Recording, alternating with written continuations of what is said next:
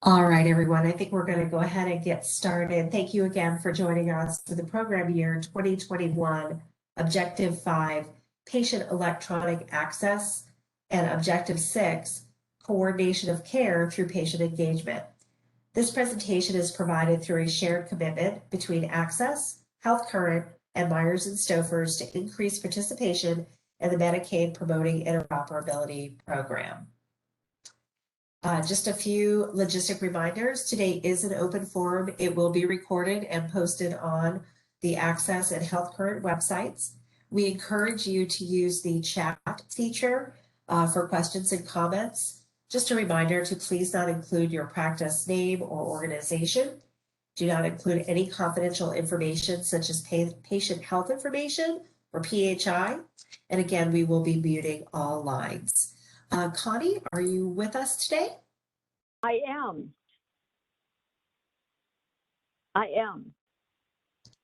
Wonderful. Thank you. We can hear you, Connie. Okay, perfect. Thank you, Christine. I have the honor today to introduce to you Alicia Jones, a manager for Myers and Stouffer, which is a certified public accounting firm specializing in federal, state, Medicare, and Medicaid programs, and is our open forum presenter today. Take it away, Alicia. Thank you, Connie. So again, today's focus is to go over the patient electronic access and coordination of care objectives for stage 3 of meaningful use, specifically for program years 2020 and 2021. Again, it is an open forum, so we encourage engagement from all of our participants. All of your lines are muted, but we encourage you to ask questions along the way. So if you do have a question or would like to share, feel free to enter your question into the chat box and we will address them as they come in. Next slide, please. So here are some high-level changes from program year 2020 to program year 2021 in terms of the reporting periods and various completion dates. For your PI EHR reporting period, which is the reporting period that you use for your objectives, it is a 90-day period that must start and end between January 1st, 2020 and December 31st, 2020 for program year 2020. And in 2021, it must start and end between January 1st, 2021 and October 31st, 2021. So you'll notice that the end date got moved up from December to October, and that is because we have to have all payments for the program issued by December 31st of 2021 per CMS. So the state has to have time to review and process those payments. So the end date is pushed up a few months, so be prepared for that. For the ECQM reporting period, you'll notice a similar situation where in 2020, it was a 90-day period between January 1st and December 31st of 2020. And in 2021, it is shifted up by those last 3 months of the year. So between January 1st and October 31st of 2021 is when you have to utilize the 90-day period for your CQMs. And the SRA completion date for program year 2020, it had to have been completed on or after the end of the PI EHR reporting period and no later than December 31st of 2020. For 2021, the SRA must be completed within calendar year 2021 and no later than December 31st of 2021. You may be wondering how you can complete it by December 31st of 2021, but you have to submit your attestation and have your reporting period end by October 31st. So there is some flexibility there. While you do still have to complete your SRA by December 31st of 2021, you have until January 14th of 2022 to actually submit that SRA. So just a heads up on that, you do not have to have your SRA completed and submitted by October 31st, 2021, which is the date you have to have your attestation submitted. Next slide, please. And we'll go over high level what the meaningful use requirements are. So for 2021, all eligible professionals are required to attest to stage 3 of meaningful use. All EPs must have 2015 edition cert implemented. And there are 8 objectives and related measures that need to be met. Of those 8 measures, 5 of them are percentage-based, and 3 of them are yes/no attestation measures. If exclusions are selected, then the EP must meet the exclusion criteria available for the applicable measure and submit documentation to support meeting that exclusion. EPs are required to report on the minimum required number and type of ECQMs, and we will elaborate on what the number and type is a little bit later in the presentation. And EPs must maintain at least 80% of all of the unique patients' data in the cert, and they also need to perform at least 50% of all encounters at locations with a certified EHR system. In addition to meeting the meaningful use requirements that we went over, EPs are also required to meet all eligibility requirements of the program. And we've included a link to a presentation to elaborate on what those eligibility requirements are. Next slide, please. And here's a list of the 8 objectives we discussed that are required for stage 3. You have protect patient health information. This is the SRA objective. It is a yes/no measure, and we've included a link to the SRA webinar, which will elaborate on what the requirements are for the measure and what type of documentation needs to be submitted for that. And it will also go into that flexibility in terms of the submission date for the SRA for 2021. The next one is electronic prescribing, which is a percentage-based measure. And for all of these measures, you can refer to that last column for additional information on the documentation requirements. The third one is clinical decision support, which is also a yes/no measure. Number 4 is computerized provider order entry, which is percentage-based measure. The 5th one, and one of our focuses today, is the patient electronic access objective, and it is percentage-based. Number 6, which is our second focus of today, is the coordination of care objective, which is also percentage-based. Number 7 is health information exchange, which is a percentage-based objective. And the last one is public health reporting, which is a yes/no attestation objective. Again, additional documentation may be needed if an exclusion is claimed on any of these measures. Next slide, please. Objective 1, security risk analysis. The objective is to protect electronic protected health information created or maintained by the CERT through the implementation of appropriate technical, administrative, and physical safeguards.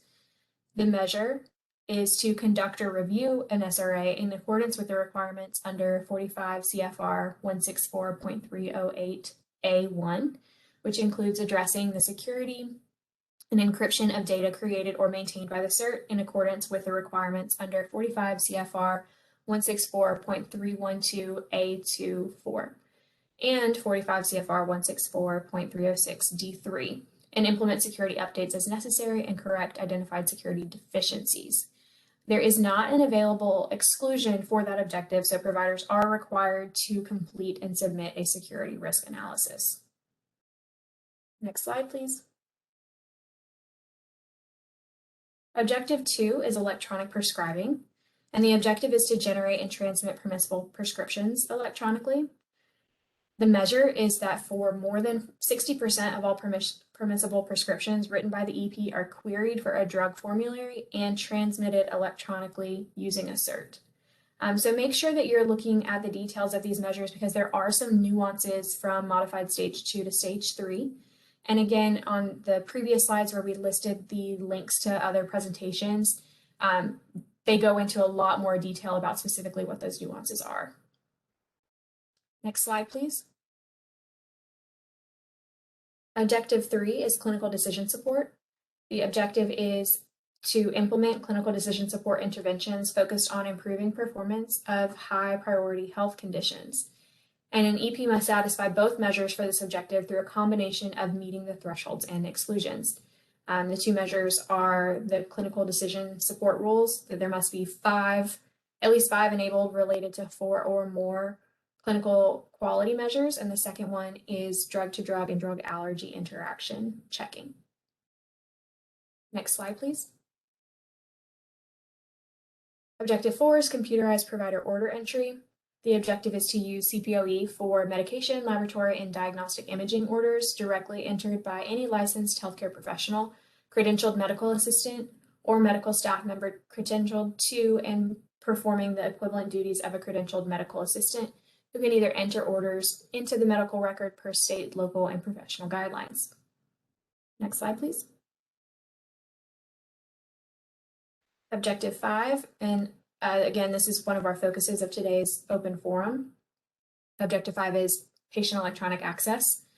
The EP provides patients or patient authorized representatives with timely electronic access to their health information and patient-specific education.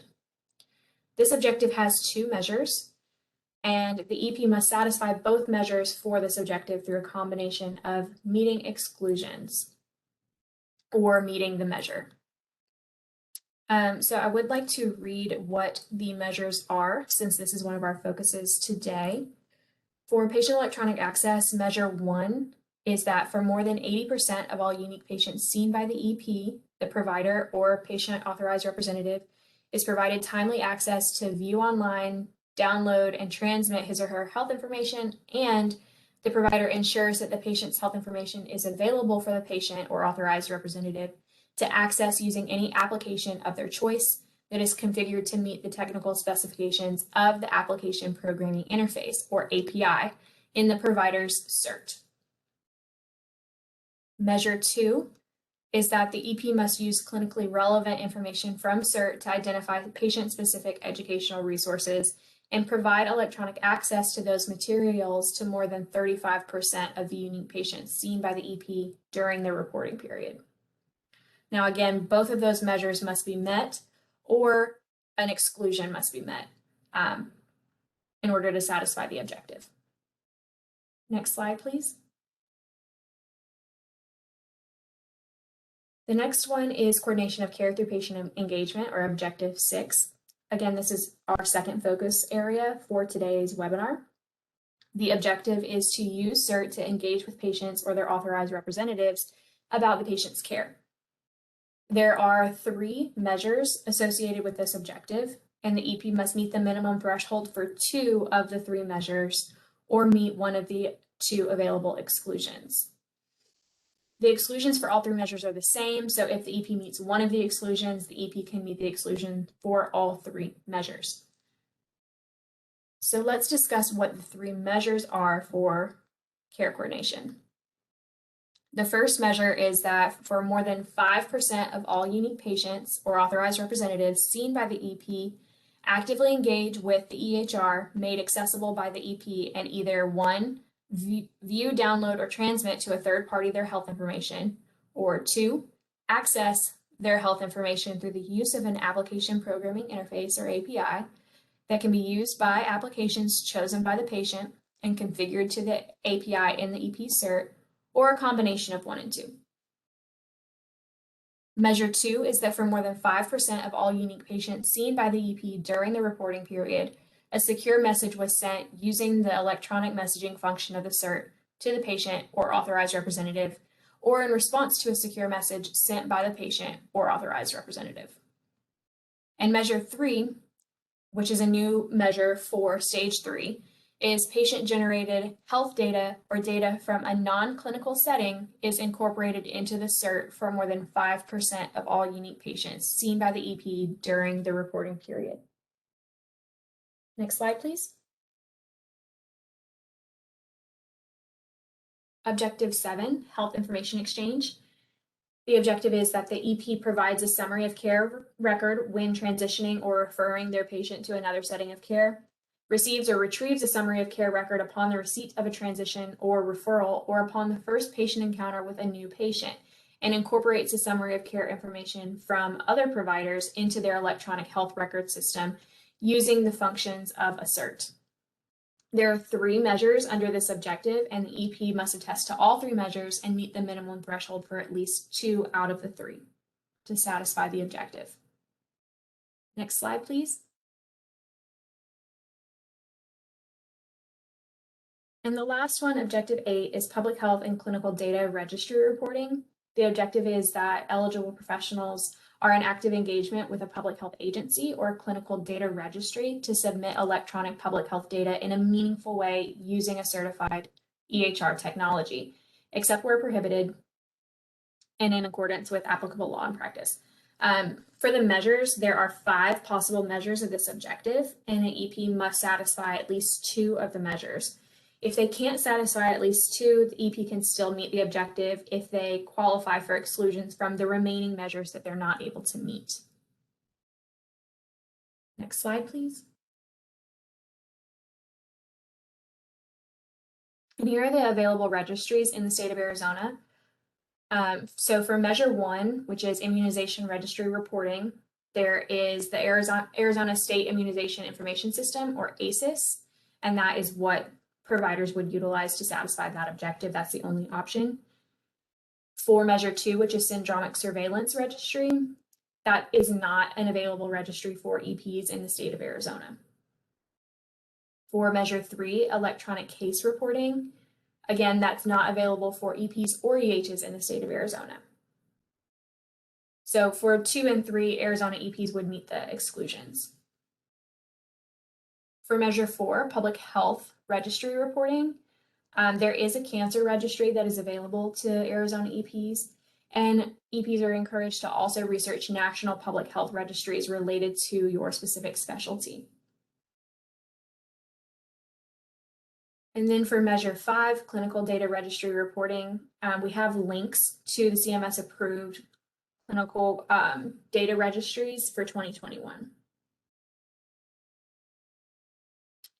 To go back a little bit to the public health registry reporting for cancer registry, this is available to EPs with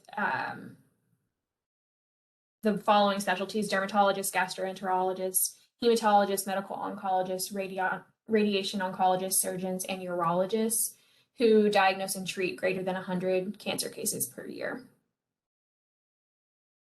So if that is not applicable to you, then you would potentially qualify for an exclusion there, assuming that there are no national public health registries related to your specialty. Next slide, please.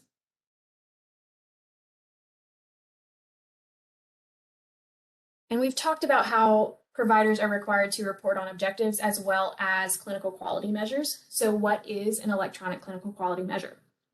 Electronic clinical quality measures, or ECQMs, use data that is electronically extracted from the cert and or the health information systems to measure the quality of healthcare provided. And CMS uses ECQMs for several different types of quality reporting and value-based purchasing programs. So you may be familiar with these types of measures from various programs. Hospitals, professionals, and clinicians use ECQMs to provide feedback on their care systems and to help them identify opportunities for clinical quality improvement. ECQMs are used in reporting to CMS, the Joint Commission, and commercial insurance payers and programs that reimburse providers based on quality reporting. Next slide, please. EPs are required to attest to 6 out of 47 available ECQMs. And the breakdown of that is that there are 6 outcome measures, 27 high priority measures, and then 14 remaining measures that are not outcome or high priority measures. If relevant, at least one ECQM needs to be an outcome measure. But if there are no outcome measures that are relevant, then at least one ECQM should be a high priority measure. And if no outcome or high priority measures are relevant, then the EP should report on any relevant measures. Next slide, please. And now we'll enter into some general polling questions. So I'll turn this back over to Christine.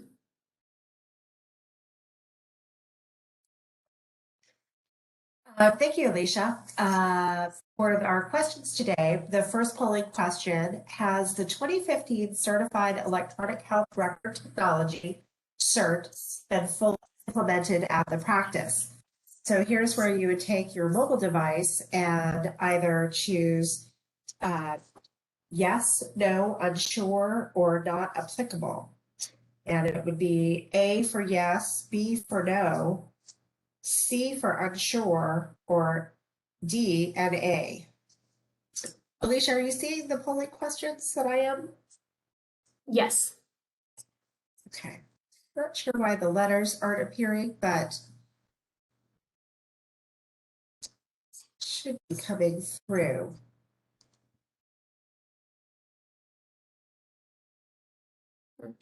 Yes, they don't show up on my side either. I just see the wording options, they're not lettered.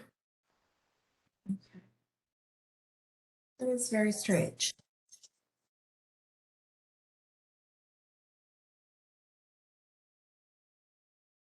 We'll give everybody a few minutes to respond. Oh, there we go. Oh, and the letter, do you see the letters now? Apparently they're coming through. So looks like, Yes. Okay, great. So do you want to speak to that slide, Alicia? Sure. So 50% of respondents answered yes. Nobody answered no, so that's good. 25% answered unsure, and 25% answered not applicable. So our not applicables are most likely health current and access respondents. But for those that answered yes, that's great. And for those that answered unsure, I would encourage you to research that through your appropriate channels at your organization to ensure that 2015 CERT has been fully implemented. The 2015 edition CERT does not have to be implemented by January 1 of the program year. However, that functionality must have been in place by the first day of the 90-day MU reporting period in order to meet the stage 3 objectives. So really, the last reporting period that an EP could utilize for program year 2020 starts at the beginning of August, so next week.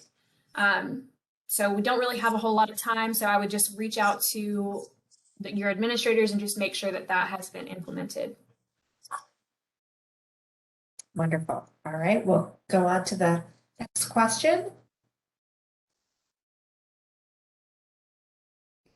The next question is, when do attestations for program year 2020 and program year 2021 close?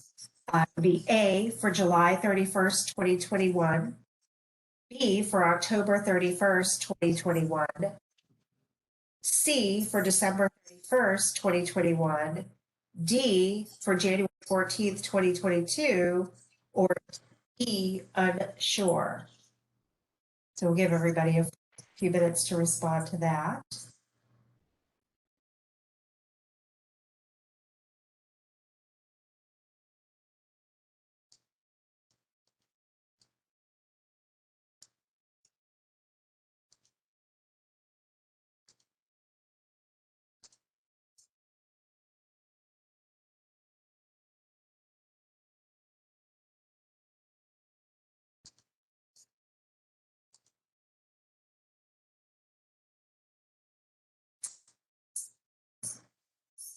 Alicia, I'm not sure why we're having a little trouble with poll everywhere. Oh, there we go.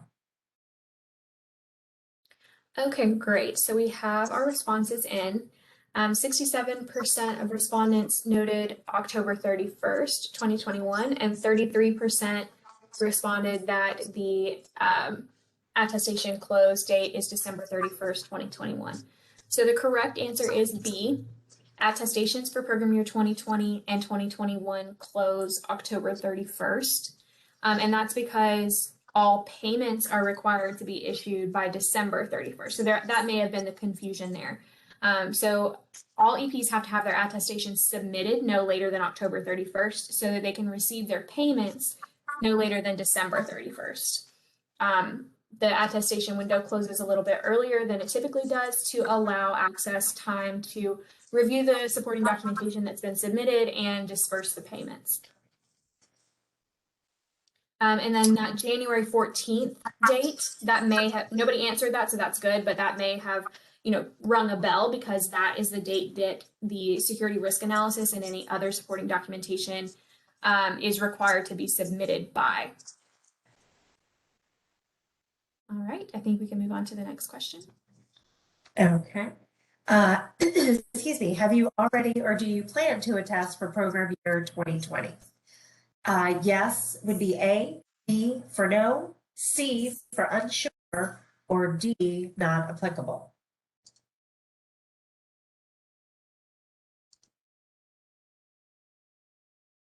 Give everybody a few minutes to respond.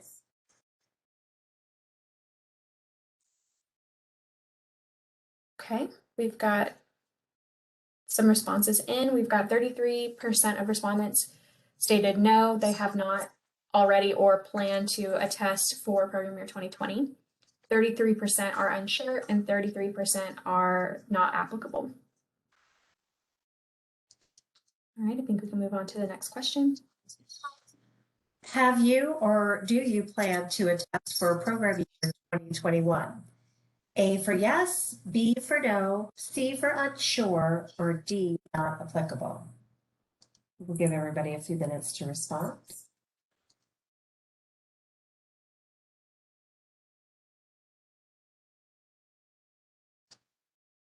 Okay, great. So we've got 33% of respondents indicated that yes, they have already or plan to attest for 2021.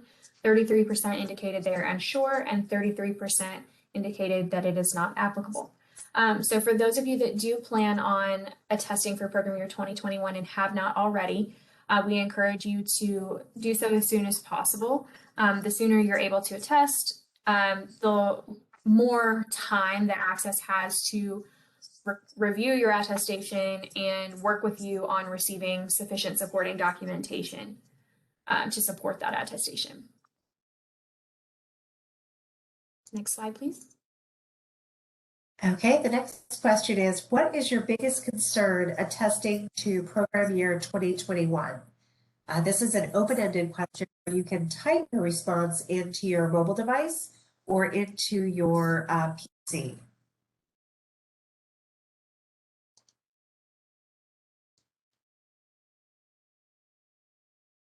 I think we can give folks a little bit longer to respond to this one since they have to type out their thoughts. Absolutely.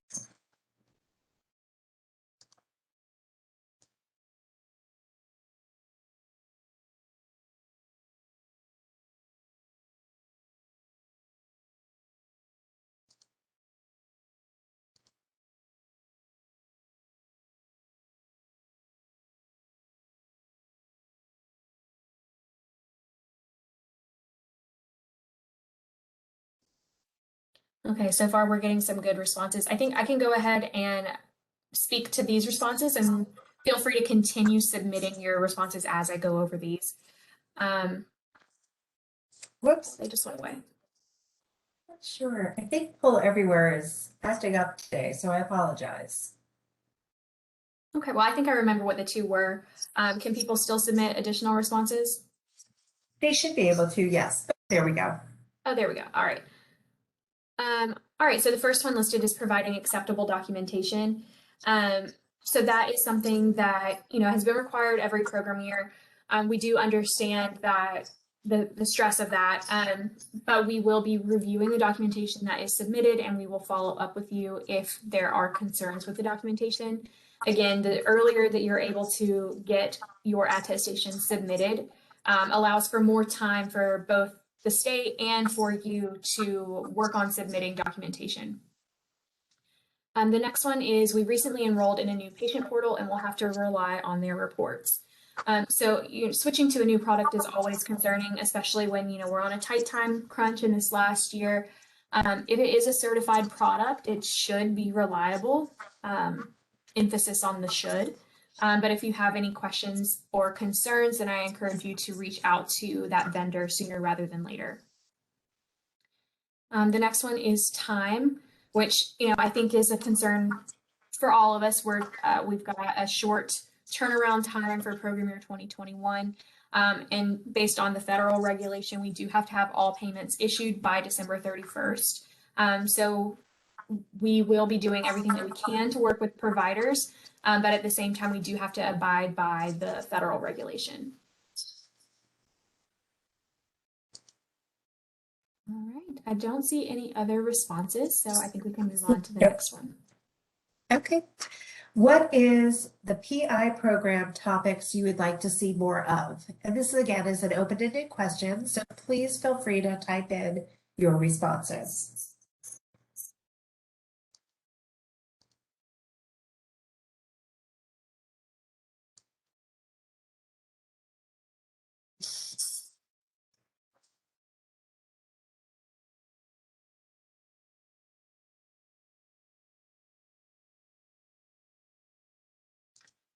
And while we wait on responses to come in, just a reminder, if anybody has any questions or thoughts that they'd like to share with the group during the open forum, feel free to enter that into the chat box, and we can address those towards the end of the presentation after the poll questions are answered.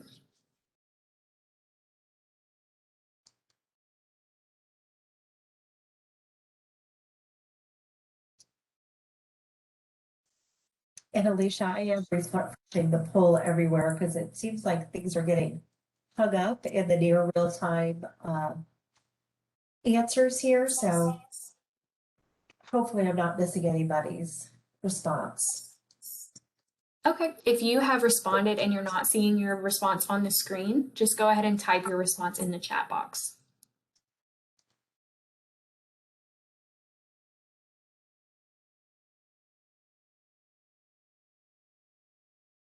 And another reminder is that all of the presentations that we do are posted on Access's website. So as you're going in and compiling your supporting documentation and completing your attestations, we encourage you to refer to that educational material. And that should be a really great resource for you all.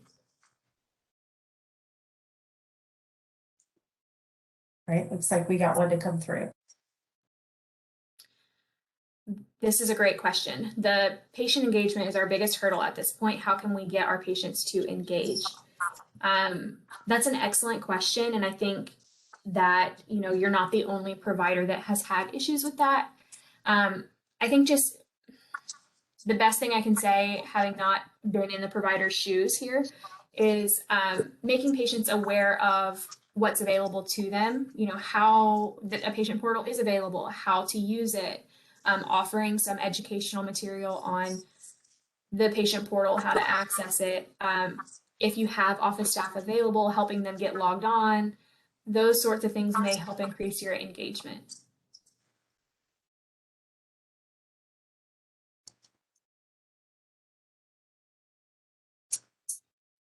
Not seeing any others come through. Are we okay to move on to the next question? Yes, I think so. Okay. Would you like to be contacted for further assistance? Is yes, B is no, or C, not applicable?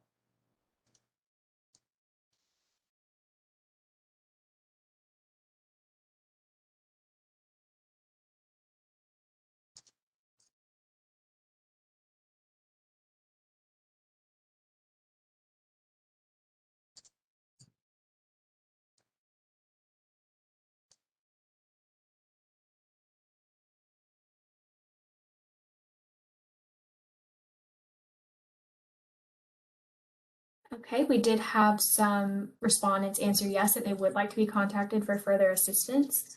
Christine, how would you like them to send in their contact information? If we could just hold that to the end of your slide deck, there will be email addresses for where you can reach out to both Health Current and Access for additional assistance. So we can hold that one to the end. And I did see, if I back up one slide, Alicia, that there was another question that came through from the PI program topics that folks would like to see more of. Okay. And let me see. Oh, it's not showing here though. Oh, there we go. It's where do we go to get clarity on everything PI for access? My general response would be to go to Access's website where the presentations are posted. So there are links to the individual PowerPoints throughout this presentation. That should provide a lot of on various deadlines, as well as the documentation that will be sufficient for each measure. That's my best recommendation without getting further specificity. Thank you. Okay, so we're going to move on to the polling questions for Objective 5, patient electronic access. I apologize that Poll Everywhere is being finicky for those of you on the phone. The question is for the patient electronic access Objective 5, how many measures must an EP meet to meet the objectives? A, 1 measure, B, 2 measures, C, unsure. Give everybody a minute to respond. And I'll refresh Poll Everywhere while folks are doing that.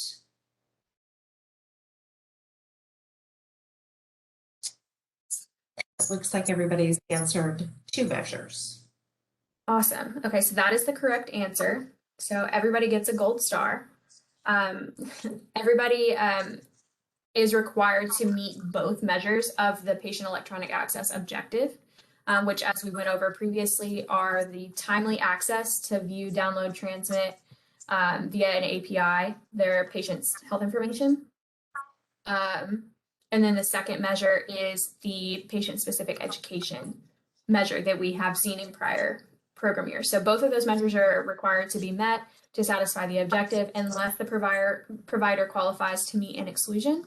The exclusion is the same for both measures. There's 2 possible exclusions and they're applicable to both measures. So it's either that the provider has no office visits or the broadband exclusion, which is not applicable in the state of Arizona. So the only way to exclude from this objective is to not have any office visits during the reporting period. All right, next question.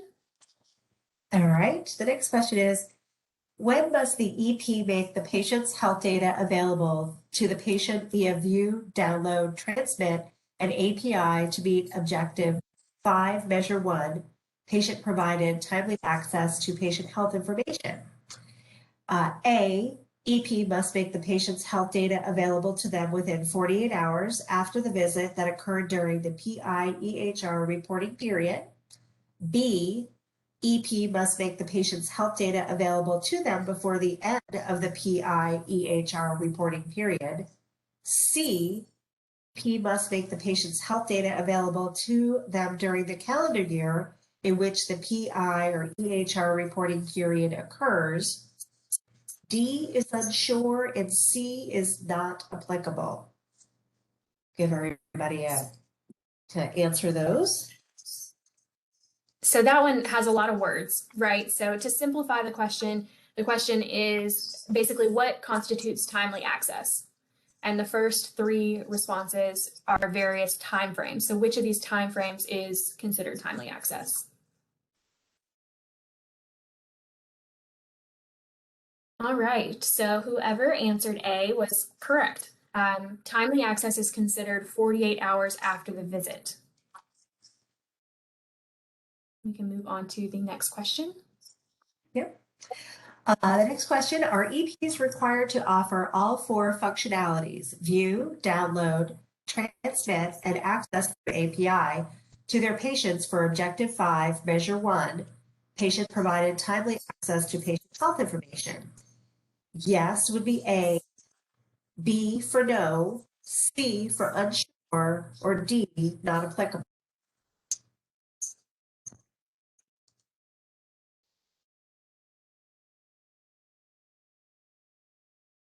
Give everybody a minute to respond.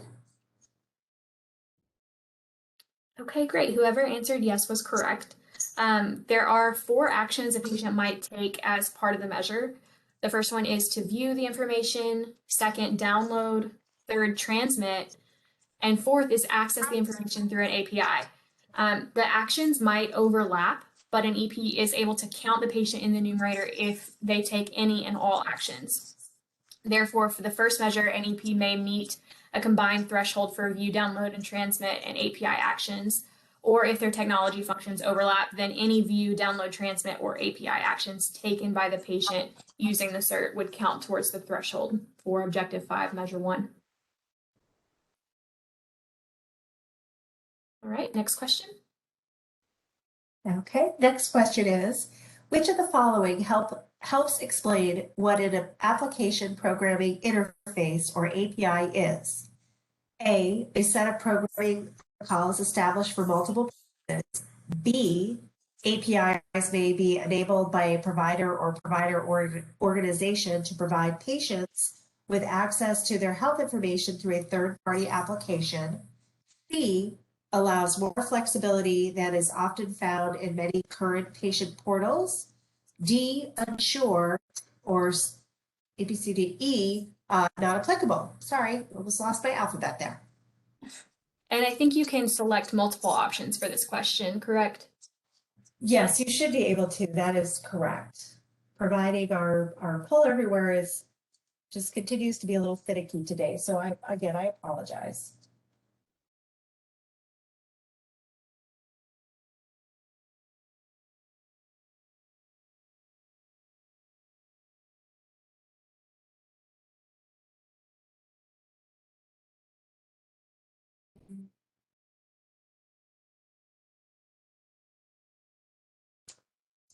I'm going to go ahead and try and sync again with poll everywhere.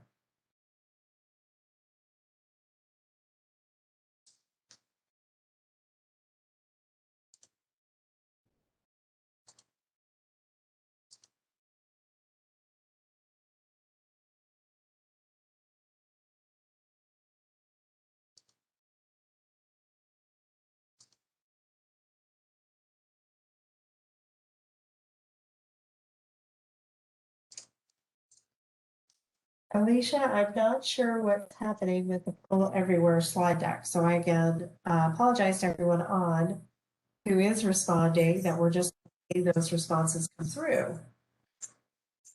Okay, that's okay. We'll just go ahead and address the, oh, there they are. There we go. There they are. Okay, so we had 20% of people answer A, a set of programming protocols established for multiple purposes. 40% said B, APIs may be enabled by a provider or provider organization to provide patients with access to their health information through a third-party application. And 40% answered C, allows more flexibility than is often found in many current patient portals. So all three of those answers are correct. So you could have selected A, B, and C. So I'm glad nobody answered unsure or not applicable, so good job. Next up. Next question is, which of the following are EPs required to provide to patients to meet requirements for Objective 5, Measure 1, patient-provided timely access to patient health information? So I feel like we just did that question. Is it not showing up? No, that's a different question. Oh, wait. Oh, this is the question that should be up next. Is the, oh, I don't know what is going on with poll everywhere. I'm so sorry. Okay, I apologize. Which of the following EP is required to provide patients to meet the requirements for Objective 5, Measure 1, patient-provided timely access to patient health information? A, provide patients with detailed instructions on how to authenticate their access through the API. B, provide the patient with supplemental information on available applications that leverage the API. C, make a patient's health data available to the patient via view, download, and transmit within 48 hours of the information being available to the EP. D is unsure, and C is not applicable.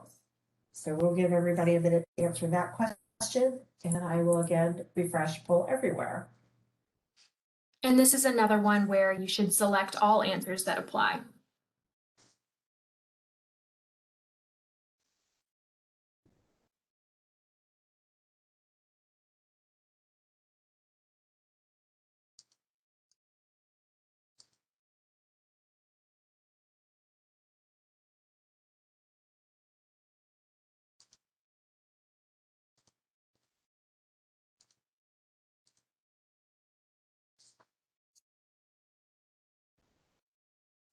There we go.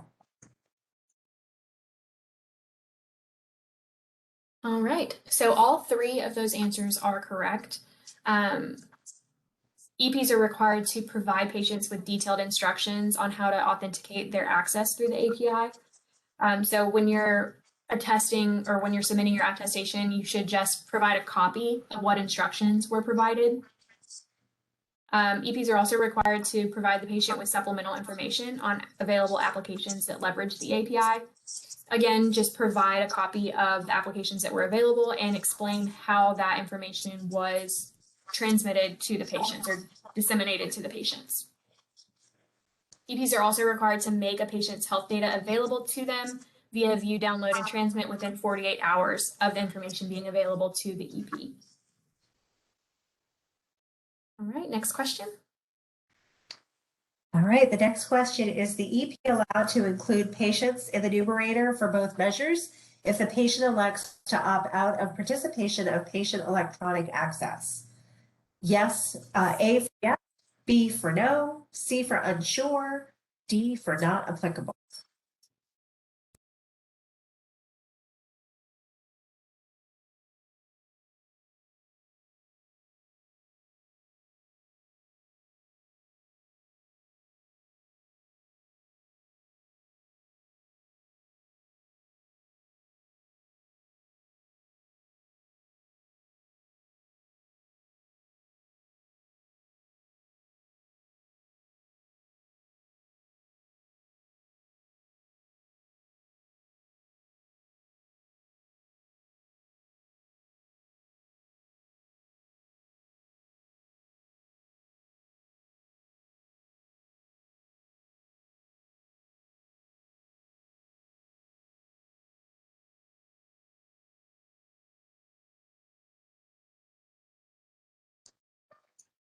And Alicia, I apologize. It does look like Poll Everywhere must be having some issues today. That's okay. So we'll talk through the answers. So the answer is yes, that EPs are allowed to include patients in the numerator for both measures if the patient elects to opt out of participation of patient electronic access. So I think this kind of goes back to the concern that one participant brought up earlier about the difficulty getting patients to engage. So this is kind of an out, I guess, if you are trying everything that you can and you just cannot get your patients to engage. If they opt out, and they say, I don't want to participate in the patient portal, I don't want to receive these communications or engage with my provider at all, then they can still be counted in the numerator of the objective, provided that they were given all of the necessary information to subsequently access their information, and otherwise opt back in without further action required by the EP, meaning that if they were to later sign up for a patient portal, all of their historical encounter data would already be there. The EP wouldn't have to go back and fill in information about encounters they've had in the past. And additionally, documentation needs to be provided to support that the patient chose to opt out. So you can't just take, their word of mouth and just say, okay, yeah, these patients said that they opt out. You'll need to be documenting that in some way, and then submit that documentation to support the additions to your numerator. All right, next question. Okay, looks like we'll be moving on to polling questions for Objective 6, Coordination of Care, and hopefully Poll Everywhere will be a little more cooperative. For the Coordination of Care objective, Objective 6, how many measures must an EP meet to meet the objective? A, 1 measure, B, 2 measures, C, all 3 measures, or D, unsure.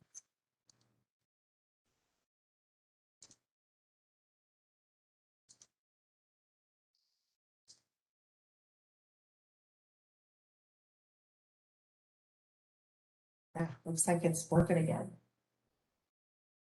Okay, great. So everybody answered B, 2 measures, which is correct. So there are 3 possible measures under coordination of care. Providers are required to meet 2 out of the 3. And if you cannot meet 2, then providers should attempt to meet the exclusions for the remaining measures. All right, next question. Okay, which measures is the EP using to meet the coordination of care objective? And you can select all that apply. A, measure 1, patient access their health information via viewing, downloading, transmitting, and or application programming interface or API. B, measure 2, EP sends secure message to patient. C, measure 3, patient generated health data incorporated into the CERT. or D, to be determined? And there's no wrong answer here. This is just information gathering.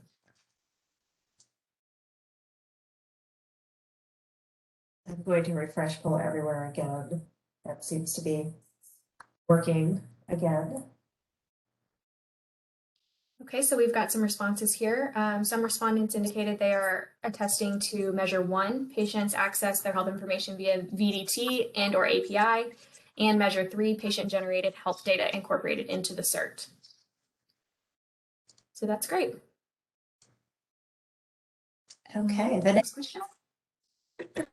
Does the EP meet the coordination of care objective, objective 6, if the EP meets measure 1, an exclusion for measure 2, and does not meet the measure or exclusion for measure 3? A for yes, B for no, C unsure, or D not applicable?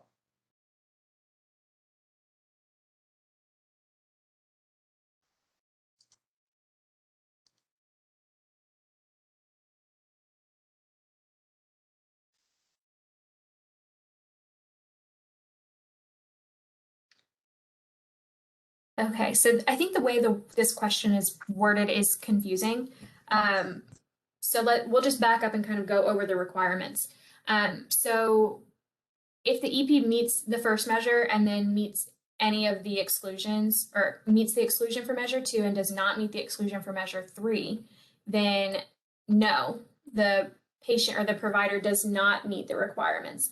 And that's because they need to either meet 2 of the measures or be able to exclude from the remaining measures not met. However, for coordination of care, the exclusions for all 3 measures are the same. So if you meet one measure, the exclusion for one measure, you meet the exclusion for all 3. So that's the confusing part. So essentially, if the exclusion is that they have no office visits. So if you have no office visits, then you could, in theory, exclude from this entire objective.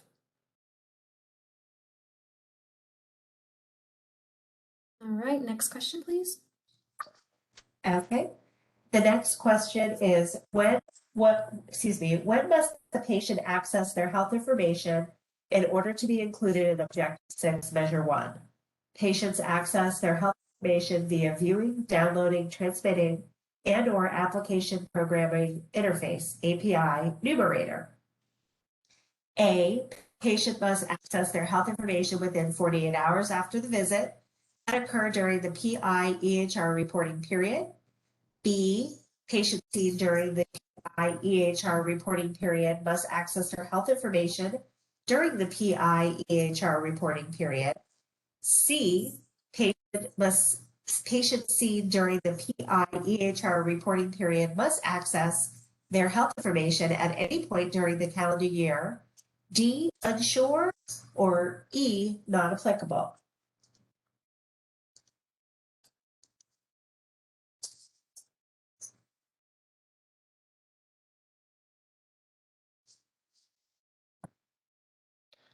All right, so we've got a couple of mixed responses here.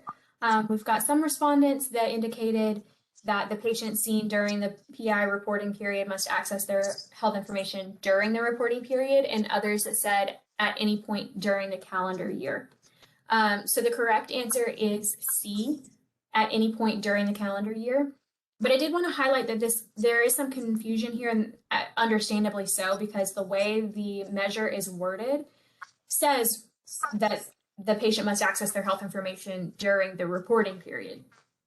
But then in the additional information section of the tip sheet, it explains that if the reporting period is less than a calendar year, that they can access their health information at any point during the calendar year. So that is confusing. So just to clear the water, the patient can access their health information at any point during the calendar year to be included in the numerator, as long as they had an encounter with the provider during the 90-day period.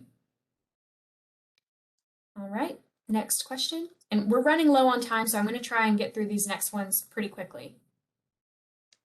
Okay. When must the communication with the unique patient occur for the patient to be included in Objective 6, Measure 2? EP send a secure message to the patient numerator. A, for the patient seen during PI EHR reporting period, the secure message must be sent to the patient within 48 hours after the visit.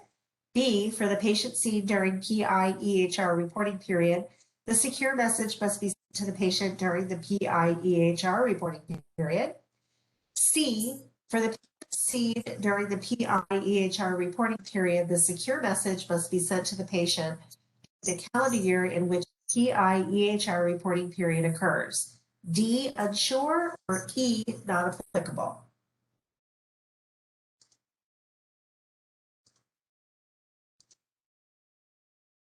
All right, since we are almost out of time, I'm going to go ahead and go over the answer here so we can get to the sixth question.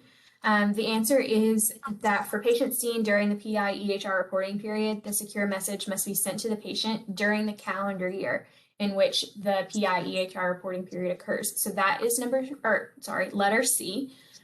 So again, this is one where the tip sheet is a little bit confusing in the wording. From CMS. So the measure says reporting period, but there is additional clarification provided at the bottom of the CMS tip sheet that states that that can be the calendar year. So basically, if a patient is seen during the 90-day reporting period, they can be sent a secure message at any point in the calendar year, and that can be included in the numerator. So two things have to be true. They have to have been seen during the 90-day period, and they have to have received a secure message during the calendar year. All right, last question. The last question is, does patient-generated data for Objective 6, Measure 3, patient-generated health data incorporated into the CERT, included patient information provided by the patient during the visit? A for yes, B for no, C for unsure, or D for not applicable.